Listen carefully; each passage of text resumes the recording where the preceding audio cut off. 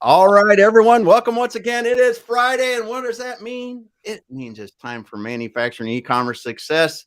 Today, we're going to be talking about prospecting on purpose, Kurt Anderson.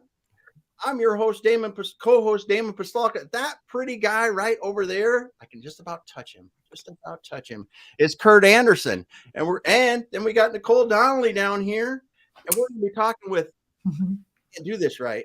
I can't do it. Let's get Murray about prospecting. Kurt, take it away. Hey, Damon, man, dude, what a great intro that was. So happy Friday, man. How could you not be excited? I know it's morning where you're at. It's lunchtime where I'm at. And what an amazing, incredible, wonderful day to dig into prospecting sales. And we brought in a powerhouse.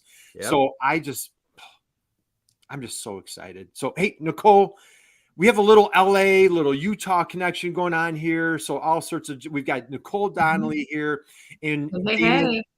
We've got Say It Isn't So. Sara Murray is in the house. So Sara, happy Friday. How are you? I'm doing so awesome. I'm so happy to talk to you all today. Thanks for having me on. Well, we are thrilled, and so we're coming at you live. So we've got Sara from LA, morning where she's at, and so let's just get things fired up. If you're with us, drop us a note in the chat box. Let us know where you're coming from. Bring your questions, man. We have if you are struggling with your sales, prospecting, we have the authority. We have the guru just for you. Let's go here. Sara, as you were a little girl growing up, who was your hero? Who was your hero as a little girl growing up? I'm going to say both my mom and my dad together, because we were raised they're both from Los Angeles. They moved us to Park City, Utah, 37 years ago. So before Park City was what it is now. Yeah. We were just alone in the mountains as a family, and they worked so hard for our family.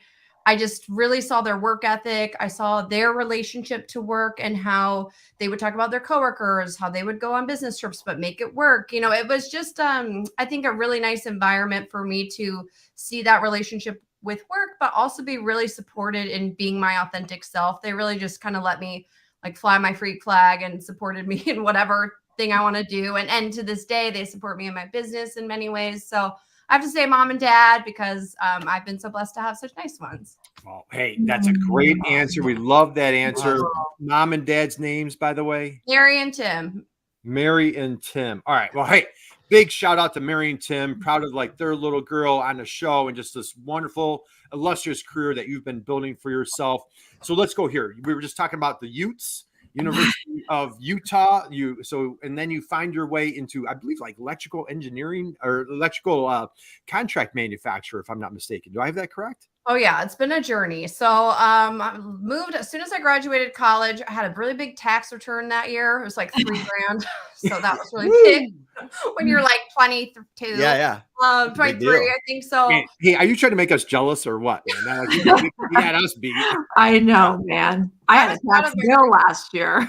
So I took my $3,000. Both of my grandparents at the time had surgeries, and they both needed support. So my grandpa had eye surgery, my grandma had back surgery, and neither of them could move for 4 months. So my parents rented the house next door to them to help them. And I kind of thought, well, this is a free way to try Los Angeles. So moved to LA. I got the car and the job and the apartment. And then I just have been here for the past 15 years. So I always joke, my driver's license has expired twice and I've served jury duty twice. So I'm officially an Angelino. Hey, and I will say I have seen celebrities in jury duty. So when people ask, they have to go, if anyone was curious about that one. Well, how cool is that? Yeah. So I've been in LA for the past 15 years, always in the commercial construction industry. So architecture and design, had a lot of developers as my clients, architects as my clients, interior designers, electrical engineers, contractors. It's a very complex sales process to build a commercial building. It takes many, many years.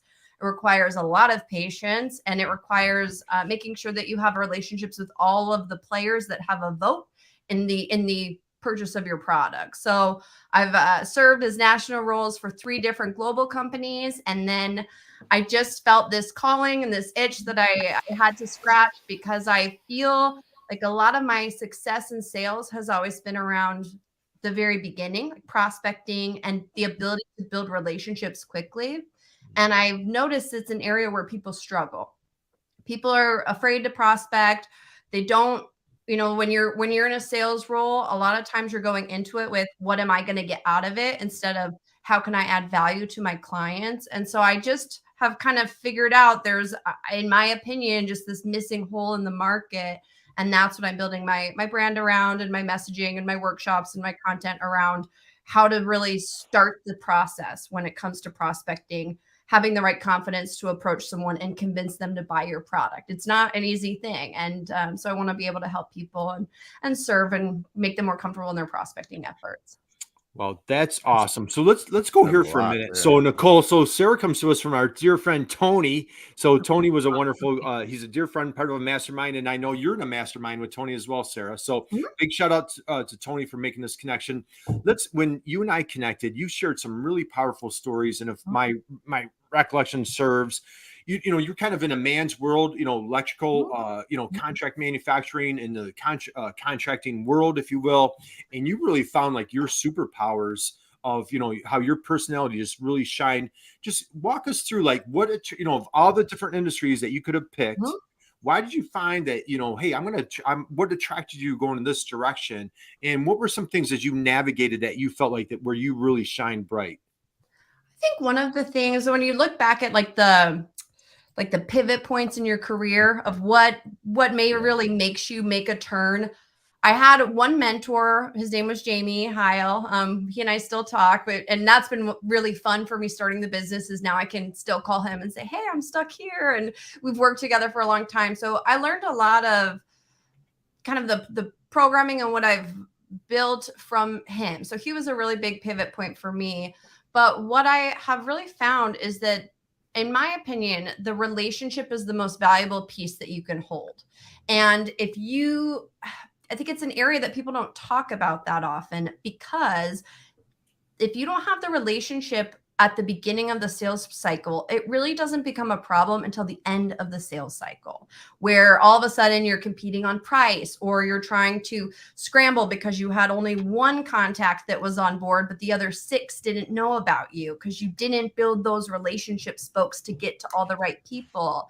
Another thing when it comes to relationships is a lot of times, especially in like manufacturing industries, we get in technical fields, we talk about our products widget features, right? Like, okay, this can do X, Y, Z. Here's all the product features. When we think about our competitors, we'll do all this competitive analysis on how our product's better than the competitor. But sometimes that stuff doesn't really matter if you don't have the relationship. Because in a lot of ways, the true competitor isn't the competing product. It's the relationship that the competitor salesperson has with your client.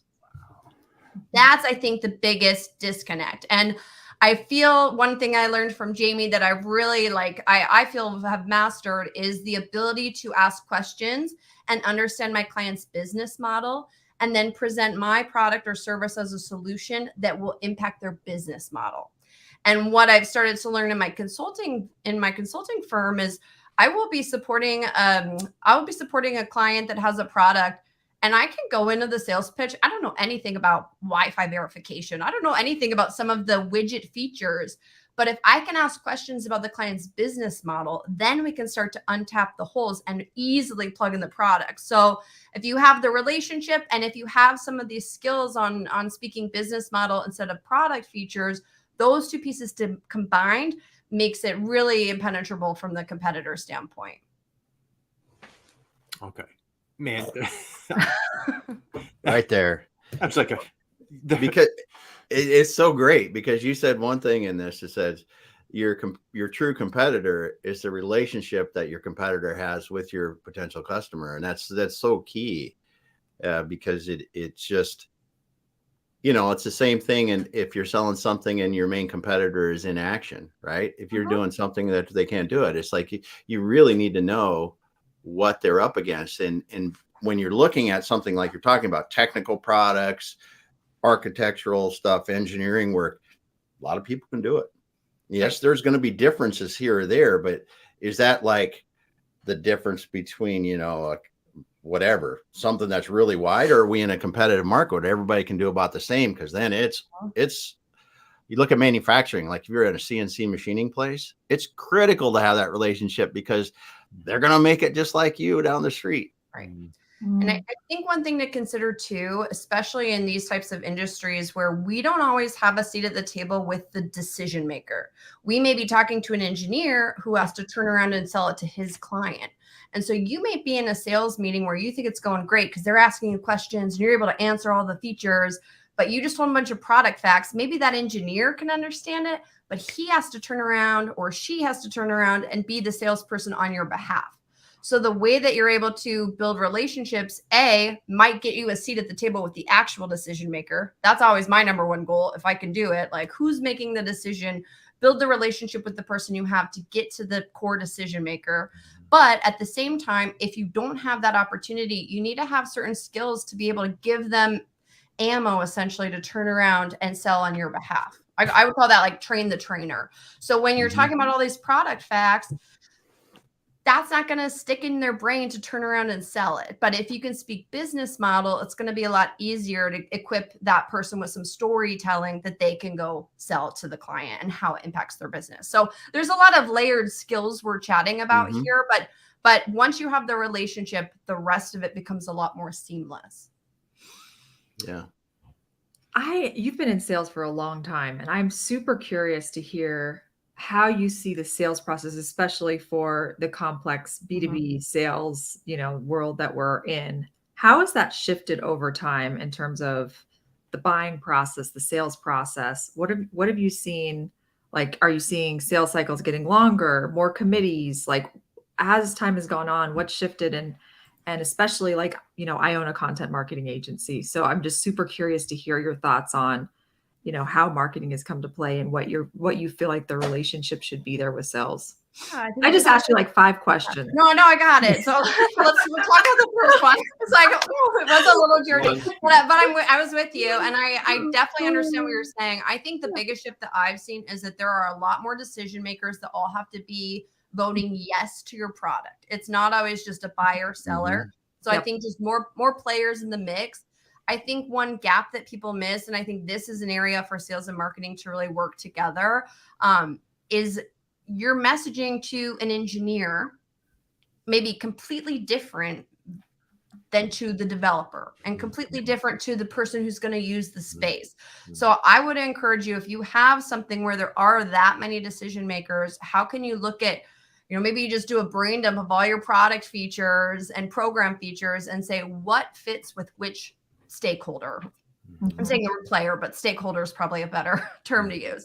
And then you have to, this is where you really have to practice. Like if you have a meeting with an engineer, you can't go into all of the fluffy marketing messages that you might do for an end user. But if you have a meeting with the end user and you go in chatting all your engineer talk, it's just going to go right over their head. And the person that can speak business model and speak their language and speak to the right messaging is going to win the business. So it really has to be able to pivot to who you're talking to. And in my opinion, the easiest way to do that is to ask questions at the beginning of your meeting. I think that's one of the most crucial things is, hey, Mr. So-and-so, hey, Miss So-and-so, Miss Client, before we get started, I'd love to understand your business needs so I can cater my comments to your needs. Like it can be something as that simple of a script and just let them talk, because what happens is people leave a lot of money on the table because they're not asking any questions, or they go into the meeting and they assume they know what they're talking about. And if you could just pause and ask that question, it's going to change the whole course of your meeting and the sales process. Yeah. So couple things that Damon, you made of. All right, I'm going to tie 3 points together, wrap it up in a bow, and then hand it off to you, Sarah. So Damon, she talked about the competitor, the relationship with your competitor. You made a great point about inaction. Nicole, you and I think we were just talking this morning, or maybe it was yesterday afternoon, about sometimes your biggest competitor is the customer doing nothing, right? Yeah. So just think about that. The relationship of doing nothing is better than you. Like that's Such a good point. Personal, right? Yeah. So I'm going to hit you with a couple questions, Sarah. Like, let's talk about Nicole has a content marketing firm. Mm-hmm. So the company that needs to make the digital transformation, but they're just unknown, don't know how, intimidated, overwhelmed. So I either do nothing, or maybe I hire a content marketing firm. What advice, suggestions do you have there to bridge that gap? And then secondly, I want to dig into you said, boy, I learned early in my career how to master the art of asking questions. I'd love to really run into that. But so first, the competition of doing nothing. How do you conquer that one? I think one of the things that, and I'm going to tie it back to business model too. If you have a content marketing firm, Nicole as the example, and someone's indecisive on whether they need you or not, you really have to show them how you're solving a problem that they have, whether they know they have the problem or not. And I would say that's what I'm really learning in the consulting world is I first have to show people they have a problem and then get them to hire me to help them solve it. And that's just this extra step that a lot of these industries have. So I think one of the biggest ways to do it is to start to really understand their business model and where their gaps are and how you are the person or the company to solve those gaps. But that takes time. I think it takes a lot of trial and error. I think one of the things that I view as a gift, and we talk about this a lot when I do trainings, is the ability to handle objections. You know, when you're pitching, you may get objections that you're not ready for or that you've never had. Look at those as a gift because that's going to give you more tools to develop your marketing and your messaging about how you approach people. So I would say pay attention to the objectives that you're getting. I would write them down, have a running list. That's a big one. And then I would also say, what type of positive feedback are you getting? Because when you start asking questions about business model, what I have found is that you're going to uncover areas where you can solve them, and that might completely pivot your selling message. And that's one of my first clients in my consulting firm. They had a product that they had their whole pitch and all the widgets and what they wanted to go out and sell. And it just wasn't solving a problem that people had. It was something that helped support your Wi-Fi speed, reliability, etc.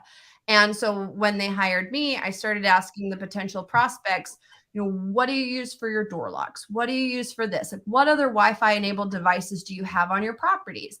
And they gave me a whole list. And I said, okay, well, when the door locks fail, how do you know that the Wi-Fi is out? How do you know the door locks aren't working? We don't have a solution for that. Oh, well, this product will alert you that your door locks aren't responsive. And then you can proactively address that problem. So then we changed the whole selling message to be around how we can support other Wi-Fi enabled devices instead of just check how your Wi-Fi is doing in these short-term rentals, right? So it's, if you start to ask questions and try stuff, you're going to start to see what lights people up. And that's where you really have to double down and drive into that. And that's where those conversations are so important too, because running businesses that were, like I said, CNC machining and metal fabrication. I mean, there were people down the street that could do what we did. But when you sat and talked to your customers and go, what are your problems? What keeps you from making product? What are the kind of things? What we would find is that it's stuff around the product and outside the product itself that sometimes gives you the advantage that no one else was even thinking about, and then when you solve that problem for them, and oh, by the way, they're buying product from you to do it, it's a no-brainer for them. Right. Yeah. Another way you could look at that too, or to add on to that would be product features versus program features, because I think you have the ability to build programs like warranty, single point of contact, flat rate shipping. How can you add on program benefits that's catered to the business needs of your customer? And then instead of doing competitive product by product, it's your relationship and your program features that are going to really differentiate you or help set you apart. And it becomes more, in my opinion, more fun to talk about because you're having business exchanges where you're a collaborative consultative partner to them as opposed to just a buyer seller. Yeah. And you're always going to be ahead of your competitor the closer you are to the customer. So exactly your point, if you prioritize those conversations and really my father always used to say all the time, you have to get to the pain. You need to get to the pain. Yeah. You need to know what the pain is. If you don't know what the pain is, you haven't asked enough questions. Yeah. So like if you can get to that pain and you really can really like empathize with it. Yeah. Then I think they will see you as like, oh my gosh, they see me, and you're always gonna be one step ahead of your competitor. Yep. It's like, why wouldn't I work with Nicole? Right. We have the relationship. She knows my pain. Exactly. Who wouldn't work with Nicole? And hey, by the way, Damon, we got some comments. We got some comments. I'll start flipping them up here because we got Shakar. You grab comments. And welcome everybody. Thank you for joining us. Man, got people from all over here. Yeah, we got. Yeah, wow. Damon, as you pull up a few, you know what, Sarah, if you don't, I did a little stalking. I mean, due diligence. I didn't say stalking, Nicole. It's friendly stalking. I did a little due diligence on our friend Sarah. Jason. So I have a few comments that I want to pull up here. Jason's here today. Thank you for Mike Starcher. Hey, Mike. Thank you for your comment, Mike. I love it. Diane, hey, Diane Byers in the house. Diane, happy Friday. Hey. Shireen is here. Shireen had a good comment. If you pulled that one, relationships are king. So guys, thank you. Drop your notes, drop your questions. Let us know where you're coming from. You absolutely want to connect with Sarah. You will thank us later. And so, hey, Sarah, plug your ears. We're going to talk about you for a minute. So Damon, Nicole, these are what some of Sarah's friends and some of her collaborators, co-workers, customers have said about Sarah. Sarah, all right, Damon, are you sitting down for this one? Are you ready? I'm ready. Sarah is a marketer's dream sales collaborator. Another person says, great vision. Isn't that's a great one, Nicole, right? Mm-hmm. You know what? Let's say it again. It feels so good saying it. I'm going to repeat it. Sarah is a marketer's dream sales collaborator. Another person says, great vision for new businesses. So folks, if you're a new business and maybe you're a little bit on the introverted side, you need a little sales boost, you want to contact Sarah. How about not only did she add value to our customers, but her outgoing attitude was a great asset for our corporate culture. Sarah engages with her clients in such memorable and positive ways. Her passion for what she does shines through her outgoing endeavors. She tends to make projects feel like they're easy and effortless. We can't wait to work with her again. Here's my favorite. Here's the last one. She's an ideal combination of strategic thinker, creative collaborator, and hands-on doer. Her positive attitude and ability to motivate makes her a joy to work with. Sarah, curious minds want to know, how are we giving all credit to mom and dad? Like where's this coming from? How is this such an inspiration?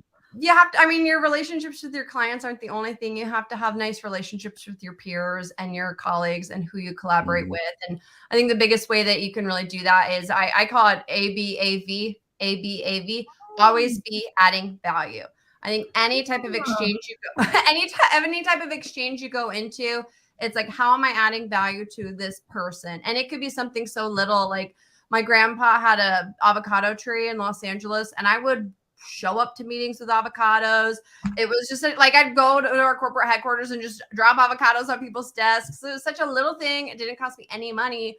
But 3 years in the future, I might need to call that person, and I'm not giving them an avocado saying one day I'm going to call you for a favor or need your help to solve a client's problem. But I've been able to be very efficient because of the relationships that I've built. But it's obviously a two-way street. But I think that's such a big takeaway is how can you always be adding value to the other person, especially in prospecting, especially in building relationships.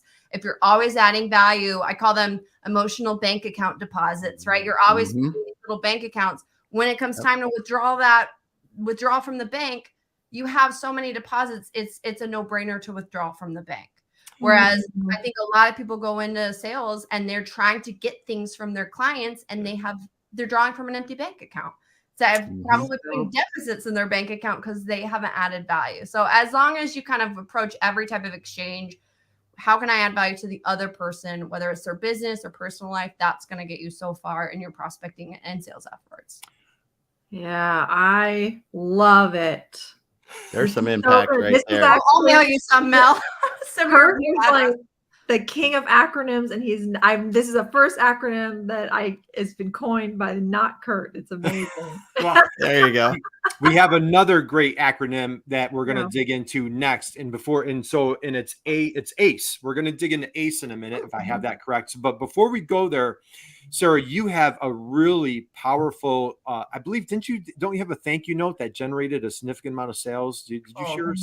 I'm the queen of thank you notes from my grandma, so we'll give her that credit, because if you didn't write her a thank you card, you would never get a gift from her again. Like all of her friends, she'd mail them like money for their graduation, and she would tell all the neighborhood, so-and-so's son didn't write me a thank you note. So I have been trained, and she practiced what she preached. I would get a lot of thank you cards from her. I would get a card saying, "Thank you for coming out and replacing our refrigerator filter." Hey, Damon, make sure you send a thank you card to Sara. Yeah, don't forget, because I'll send you guys one. We're on the you know what list. So Sara, go. But I believe you shared with me that you had one particular thank you card that generated something significant. Big time. Yeah. So I mean, and this is kind of where you really have to pull in your authentic self, like what works for you. Thank you cards worked for me because it was ingrained in my, as soon as we could write thank you cards. Like I have a whole bin of just thank you cards. So I keep them in my car. It doesn't work for everyone. So this is just a suggestion, but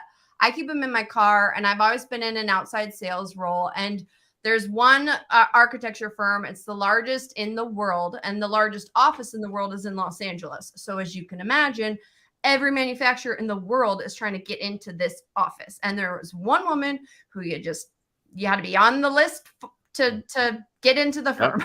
And the first time I met her, she suggested a book. We were just chit-chatting about books, and she suggested a book. And I like to read, so I read the book. I liked it. I'm about to go into a meeting at that office. I didn't have a meeting with her. I was just going to be in the office. And I went through the Kindle app on my phone. I had thank you cards in my car, and I just jotted down like 5 books that were kind of similar to the book she suggested. And I'm walking by her desk. I said, "Hey, I read," the book was called The Beach. I forget who the author was. It's kind of a romance novel, not the one that they made the Leonardo DiCaprio movie out of, but the book was called The Beach. I dropped by. I said, "Hey, I love The Beach. I just went through my Kindle app, and here's a couple books that I liked." She opens it and she goes, "Oh my gosh, I have book club tonight, and we are supposed to bring recommendations, and I had nothing prepared. You just saved me." And I always joke that. It took me 30 seconds. It cost me no money. That was probably like 8-9 years ago. That one gesture has made millions of dollars for the 2 companies that I've worked for. Amazing. And it's just not that hard. I have another book example where I was cold calling architecture firms to try to get on their calendars. This could be a year out. I mean, they have everyone, there's only so many work days in a week. And so I go into the firm. This is where listening and asking questions is a great, easy example. I meet the receptionist. I said, "Hey, I'm so-and-so, Sara from da-da-da." She says, "Okay, well, we'll put you on the calendar. We're about 13 months out." I was like, "Okay, great. Well, see you in a year and a month, I'll see you next year." And as I'm leaving, I said, "Well, I'll send you my, my spiel, my presentation details." She says, "Okay, well, I'm going to be out of the office next week, so it may be a minute, might be a week before I get back to you." I said, "Oh, are you going anywhere fun?" And she says, "Yeah, I'm going on vacation to Hawaii for the first time." I said, "Oh, have a great trip. I'll talk to you in a year." So I get home. I email her the presentation details. I email her a second email, and there's just 2 books for Amazon links of historical nonfiction books that took place in Hawaii. So I just finished these. I liked them. Wouldn't you know, I get a response from her that evening, and I was on the calendar 2 months.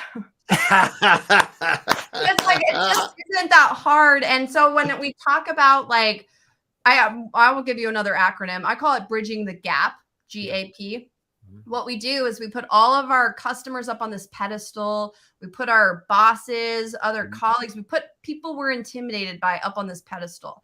And the gap we're trying to bridge is this gap.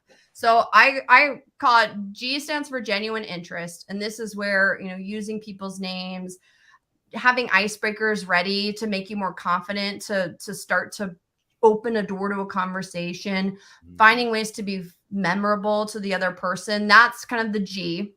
We can get into these if we have time. The A stands for authentic relationship building. So some of these emotional bank account deposits I've been sharing, this is where you really want to start to build that relationship equity. So you can withdraw once you get to the P, which stands for prized clients. Once you're up on that pedestal with them, it's a lot easier to start to ask for the meeting, ask for the order, ask for an introduction, ask questions that maybe would be uncomfortable to ask right out the gate. But because you built that foundation up to the pedestal, it's a lot easier to ask those questions. It almost becomes seamless. Like, why wouldn't I work with Nicole? She did all of these things for me. She understands my pain point, et cetera, et cetera. Yeah. All right. Tons to unpack right there. And like, and the biggest thing, what I love what you talked about, like how simple is it to send a book recommendation as opposed to, I watched a video of yours, Sarah, and you were talking about, you were somewhere and somebody was trying to sell something to you and you go into this hysterical bit. I'm like, dude, I can't buy an $11,000 tub right now. I'm renting an apartment, or I don't know, you know what I'm talking about? And so you're like, this guy isn't listening to me. He's throwing up on me. Right. Product vomit. And she's taught you guys, you have to go to Sarah's LinkedIn profile, check out in her featured section. She has a video of herself. It is absolutely hysterical. It is brilliant and it is spot on. So I love what you're describing on, like, and it's, out of just genuine enthusiasm, we throw up on ourselves. We all do it or have done it at some point in time, but you took a step back and you treated them as a person, as a friend. And you're like, hey, here's a great book. You're building relationships off of a book recommendation. Let's dig into ACE. Can I steal your thunder? I'm going to steal it. Action, communication, execution. You got it. Action, communication, execution for our friends taking home. And no, hey, Whitney's here today. Whitney, Diane, hey, Damon, we got some notes here, right? Yep. We got Whitney Houston in the house. Diane dropped hey, are you my long lost cousin? My grandma taught me to do that too. So I love, thank you, Diane. Appreciate that. We thank our grandmas.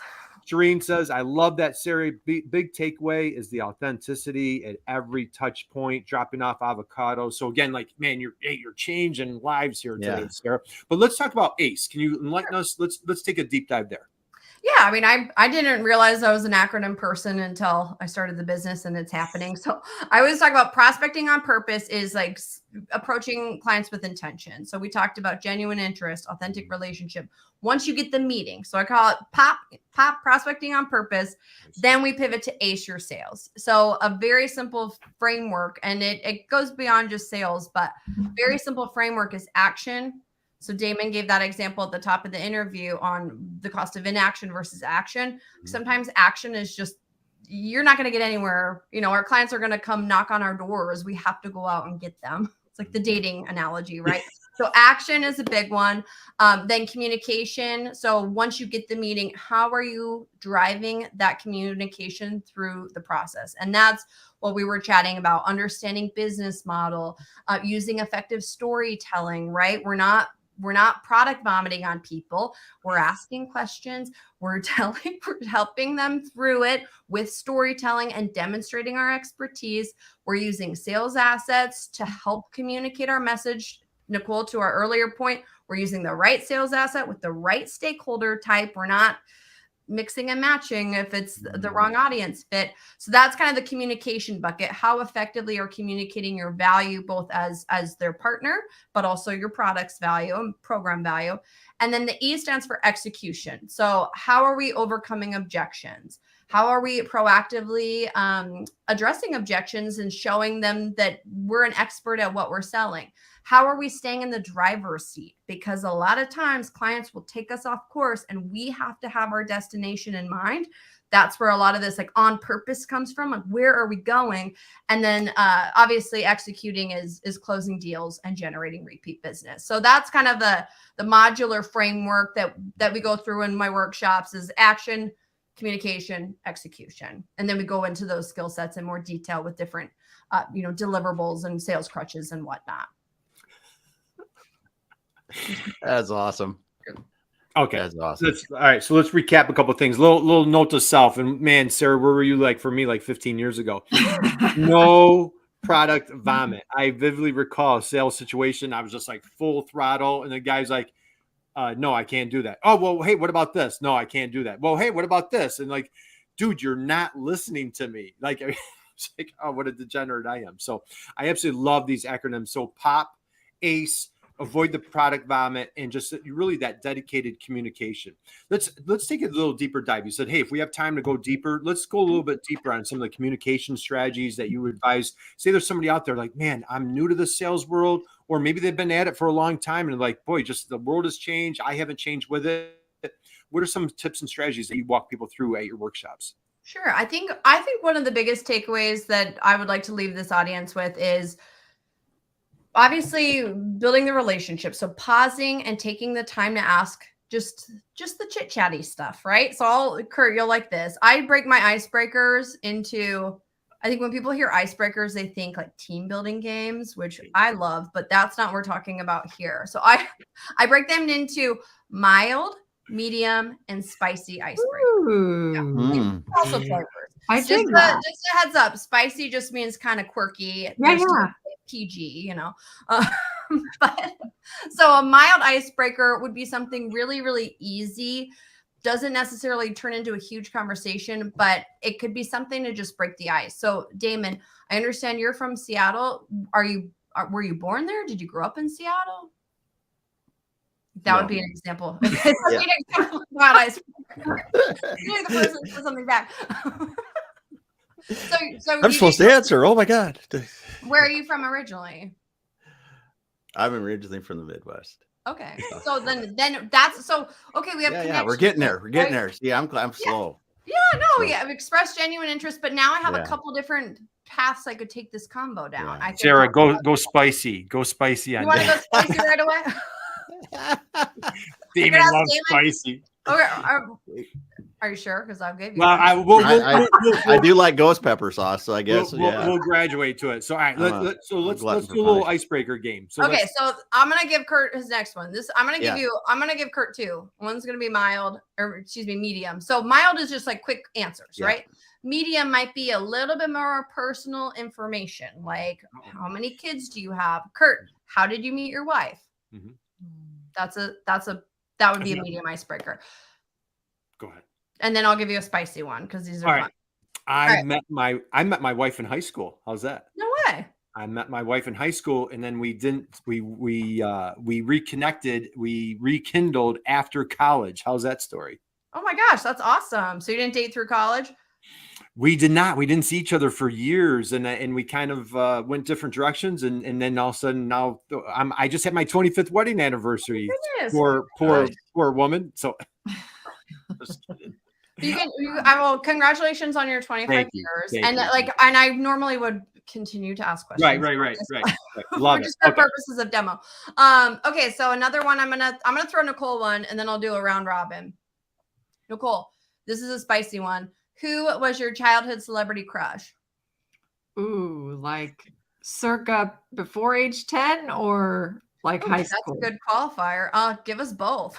Okay, before age 10, it was totally Michael J. Fox, Back to the Future. I was just Michael J. Fox. Love it. Yeah, heebie-jeebies. When I was in heebie-jeebies? Where did that come from?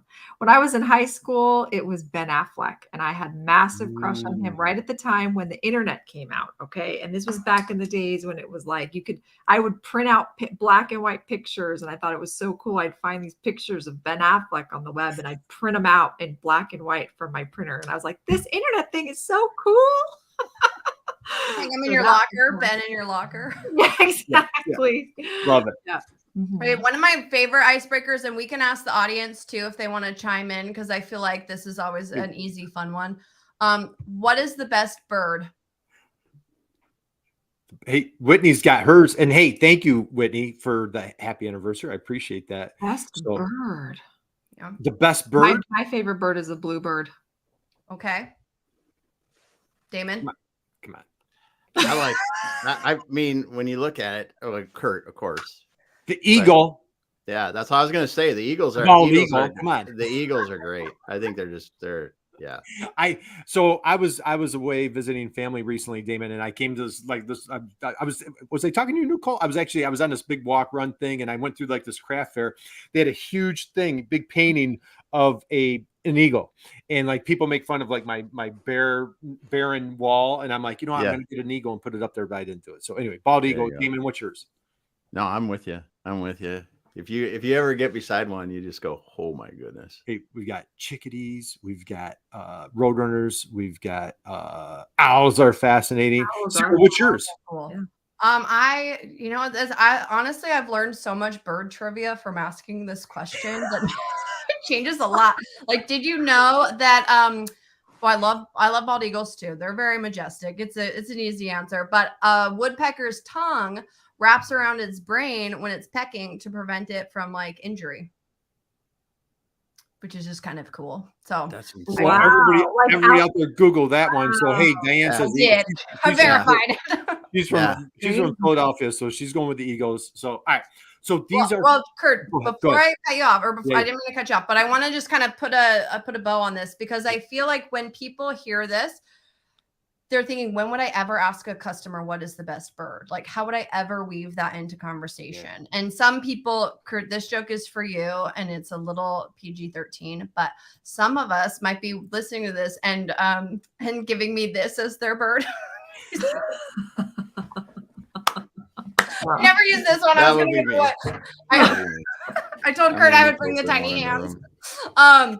So if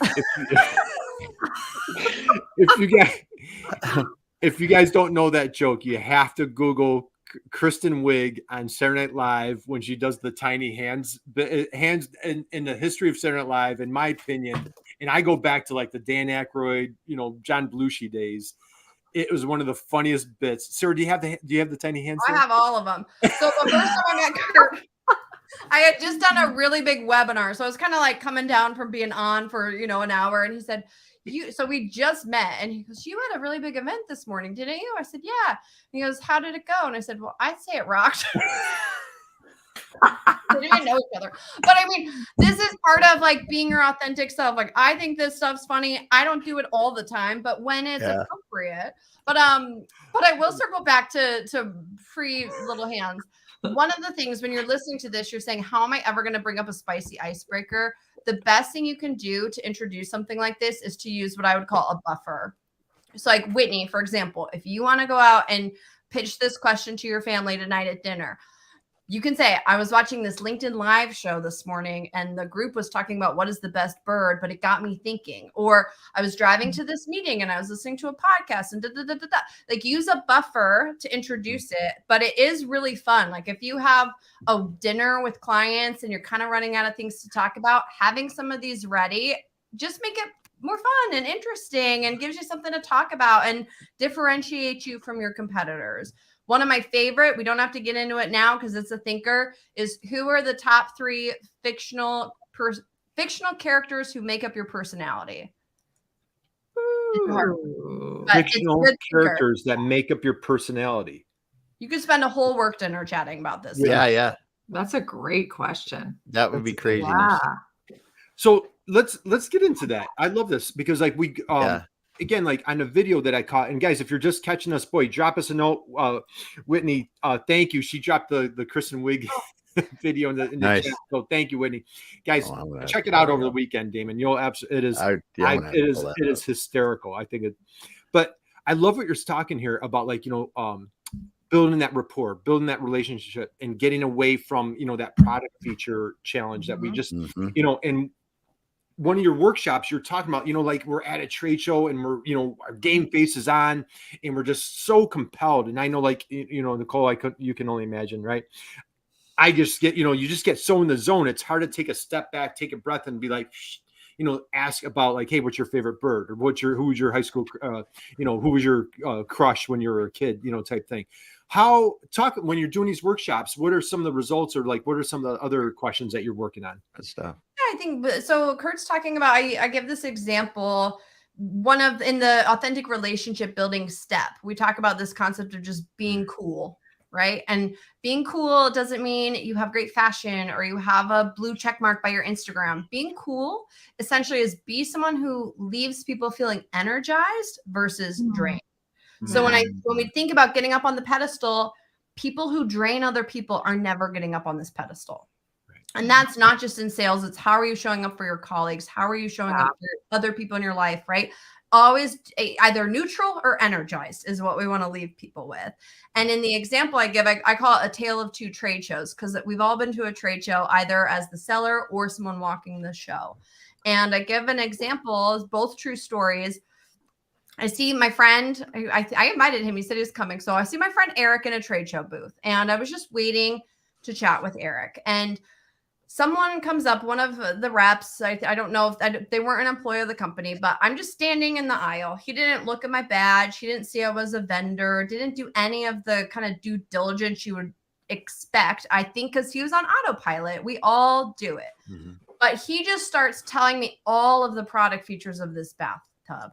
I mean, it was made of this concrete. It holds blah, blah, blah gallons, all of this product feature. And I'm just sitting here like looking at him thinking, why are you wasting both of our times? I don't have I'm not going to put this in a project. I'm not going to buy it for myself. I don't have 11 grand to I live in. So it's just one of those things where he just left me so drained and he wasted time. Like your energy is precious to the show. So that is an example of just product vomit, right? And if he had just taken 1 second to give a mild icebreaker, Sara, what do you do in Los Angeles? It says your name and your city right on the badge. Do a little badge bob and say, hey, what do you do in LA? Then he would have heard I'm just a vendor waiting to say hi to my friend. And then he would have, and so that little tiny steps of expressing genuine interest helps vet who you're talking to and then vet how to build it from there. I gotta say, I really love this because, there's such a strategy and intentionality about what you're saying here. Because a lot of times, for those of us who love talking to people, some of this stuff may come a little bit naturally, but we just don't really think about it. We don't think about how to use it, right, necessarily. And so I love how you're approaching this is because it's very much a very strategic, very walk into it, be prepared, be thoughtful. Here are the things that you need to do. And so I just love that approach. I think it would really help someone who's just, Thank you for saying that, Nicole. Because it applies to anything. If you're going into a networking event, what is your built-in icebreaker you're going to go in with, right? What do you want to get out of it? Have a goal of what you want to get out of the event. Go and talk to your coworkers you already know. If you have some of these tools at the ready, it becomes a lot easier to do. Yeah, it's cool. Also, I'm still stuck on product vomit. I'm sorry. I'm a 12-year-old. I'm trying to change it to being pitched. I'm sitting here searching because I can't get that Monty Python from the Meaning of Life. Kurt may know it because we're older, but when there's a big guy that eats too much and he explodes, I just think. I was searching for it. Man, somebody needs to put that in the chat box. One of the greatest scenes of all time. Monty Python, Meaning of Life. And the gentleman walks in. He says, "You better bring me a bucket." And that is a great visual, Damon. So, man, we've got some juicy stuff going on. And Nicole, we have a big trade show coming up in 2 weeks, 3 weeks, whenever it is. And so you've got me thinking, Sara, exactly. Now, one thing that I try to work diligently on is being like the connector. Can you talk a little bit about in our conversation, I viewed you as the same. You and I got connected through Tony. We've talked about masterminds. I feel like you're a vibrant connector. Can you talk a little bit about your connecting strategies that you do through sales? Your book recommendations. What are some other connecting? And I will. This is kind of like gold that I'm gonna share right now. It's been working real well, so I'd be happy to share it. And it's coming from a place of genuine interest. But one of the things that I thank you for saying that, Kurt. I do like to connect people, but it's because I ask them questions and I know about their business, so I can remember, hey, you should talk to this person because I've asked enough questions to have that knowledge to connect those dots. But one thing that's been really helpful when it comes to adding value when you don't necessarily know someone else is, hey, Damon, I know we don't know each other, but I have been meeting so many people in my business and the different people that I've been meeting in my prospecting efforts. I'd love to connect to learn a little bit more about your company so I can keep you in mind during my prospecting efforts. And that is a really easy way to get a quick meeting with someone. And it's coming from a place of let me understand what you do so that if I meet someone who's a relevant fit, I'm going to connect you. And a big part of why this is important is when we talk about the emotional bank account and always be adding value. Avocados are great. Book recommendations are great. But I'm going to use the Monty Python, the holy grail of the emotional bank account deposit is something that builds someone else's business. Yeah. So, you know, I had Tony as a guest on my podcast. After the interview, Tony goes, "You got to meet my friend Kurt." Tony introduces us. Now, Tony has deposits in my emotional bank account. If Tony needs something from me, I'll do anything for Tony. You know what I mean? Like, that's how you start to build these relationships, and they come from a place of the business part comes so much easier because all the relationship foundation is there. People want to work with people they like. That's never changed. But this is how we can do some like tactical tools to do it. Yeah. So Very good. go ahead, I have a Nicole. question, though. I was just going to ask you, like, what are the signals that you should pay attention to when you're, you know, because this prospecting sales is a journey, it's a process, and it takes time and progress, right?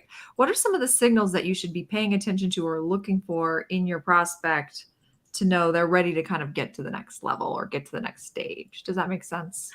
Yeah, that's a great question. I think I'm gonna give a quick example that's following on our tale of two trade shows. I'm gonna tell the other tale of the trade show because I think it helps. You'll start to find natural pivot points when you're in conversations with people, and it takes practice, but it becomes a lot easier to start to ask for things if you've done the foundational steps. So there's a brewery in LA. It's called Golden Road, if anyone's heard of it. This was, I think, back in like 2016, 2017. But I'm at a show. Guy walks by. He's got his badge on. It's Tony Yano, ABC Pubs, Burbank, California. And I knew the Tony's Tavern. Like, there was all these other companies that were, the other restaurants that were owned by the owner of Golden Road. So he walks by and I said, "Hey, are you Golden Road, Tony?" And he goes, "Well, now it's Anheuser-Busch, Tony, because I sold the brewery last year." And I was like, "Oh my gosh, I didn't know." So like we high-fived. I was like, "Congratulations, that's amazing." And they had a lot of vegetarian menu items on the menu. And I said, "Well, I really hope they keep the hearts of palm ceviche because that's my favorite dish." He lights up. He said, "Oh my gosh, that's my recipe." And so we're like nerding out over being God. It's like just all none of it's schmarmy, you know, it's all real human, authentic, you know. And so I asked him, this would probably be a spicy icebreaker, but I said, but my personality can get away with it. I said, "So what are you going to do with all your Anheuser-Busch money?" And he said, "Well," it's like, "Well, I'm going to open 5 new restaurants in Los Angeles." That's my pivot point. It's like, "Oh, have you ever considered I was selling fire features at the time. "Have you ever considered fire features for your restaurant?" And now we're in the booth, and now we're talking business, and we're talking about, you know, all of then the next step, the Acer sales is the storytelling on how my fire is going to help his business, et cetera, et cetera. But you'll start to see there's natural pivot points where it's really easy to ask, because why wouldn't he do business with me? We have all of the same stuff in common. It takes practice, but it's so much easier to pay attention to the pivot points if you have that foundational relationship built. Okay, anyone out there that is going to a trade show, call Sara. She needs to be in your booth. She needs to be. You need a little training session. And I'm going to say this, Sara. So plug your ears again, please. Okay. Damon, we've done this once or twice. How many of these shows have we? Right. Yeah, 2 or 3. We're in the hundreds now, right? And I just told Nicole this morning, I'm like, Sara is so good. I go, there's probably 3 people that I've met on the first virtual call and said, "Hey, will you come on the show?" And I might be exaggerating at 3. And so, Sara, you just have you have a gift. You certainly have a magnetic personality. And so, you know, a lot of folks out there maybe don't have that, you know, that natural ability, but I love what you've described is like, Nicole, you hit it on the head. Is like, it's very intentional. It's authentic, it's genuine. And like, you're working on it. And again, guys, if you're out there, you're like, "Man, I'd love to get a little taste of this expertise, these superpowers," reach out to Sara and she can walk you through these steps. I know, man, Sara, we could keep you all day. I think oh my God, we're coming into time. I didn't realize. Coming into time. We got to roll it up. We lost track of time. Let's, Nicole, takeaways for you with this dynamo, this wonderful conversation. What are you walking away with today, other than like hopefully a full page of notes? Yeah, no, I do have a full page of notes. I love the always be adding value. And that's just a really great reminder for every relationship that I'm ever. Oh, sorry, Siri. I don't know. My name does that all the I time. love the always be adding value. So I think that's a huge takeaway is just leading with, and I think that's what you've been saying this whole time. What is it that they need, and how can you help serve them ultimately? So I love that. And I think I loved what you said too about communicating through stories and asking questions. I think that's huge. I think like being very intentional and strategic about when you have an event planned, a networking event or a big pitch or whatever, being very strategic and intentional about the questions that you want to ask, the icebreakers that you want to have on hand and at the ready, and just really thinking and preparing for that in advance rather than just winging it. So I think that's really, those are some of the biggest takeaways that I have that I just loved. So thank you. This has been really, really helpful and informative. Completely. Damon, your takeaways, your thoughts, what other than Monty Python, Holy Grail, Meaning of Life, Saturday Night Live, what do you got?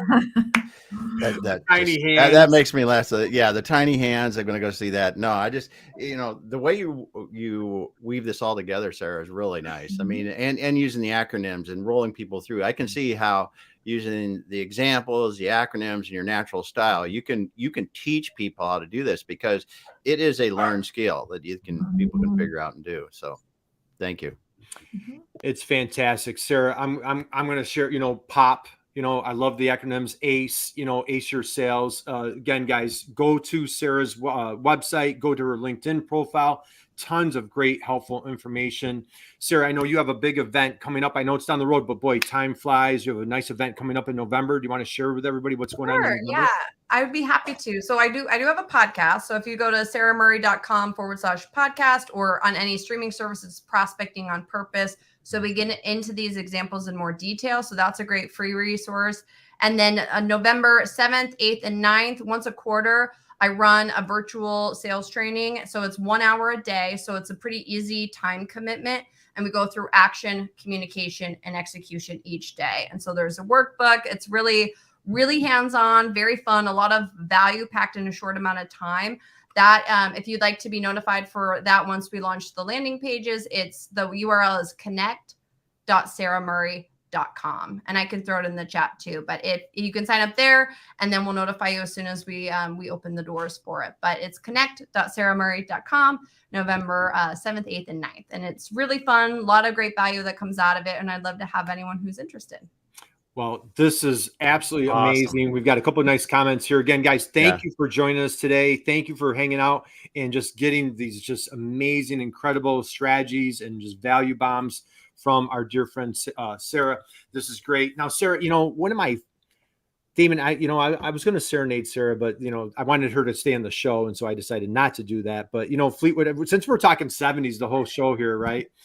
Fleetwood Mac has a great song, Sarah. So I was going to recite that song. So guys, if you're looking for a good song over the weekend, check out the song Sarah from Fleetwood Mac. Great but one. Sarah, speaking of that, are you a baseball fan by any chance? Sure. Who's your favorite team? I guess I would say, I'm not really a baseball fan. I guess the Dodgers, because they're my local fan. They're like, I like the logo. I've been to a game. Have you ever been to a game? You've gone to a game? Yeah. Yep, right. It's fun, great atmosphere, right? Question for you: you're at the Dodgers game, okay? You're literally at the Dodgers game, and it's bottom of the ninth, okay? And there's a person on second. There's a guy on second base, and it's tied score. You're playing your arch rival, San Diego Padres. It's a ninth inning, bottom of the ninth. Guy on second base, 2 outs, and somebody has to hit. Somebody needs a base hit to win the game, okay? The manager turns down the bench and looks down and says, "Hey, Murray, get up to the plate and hit in the winning run, will you please?" Okay, you with me?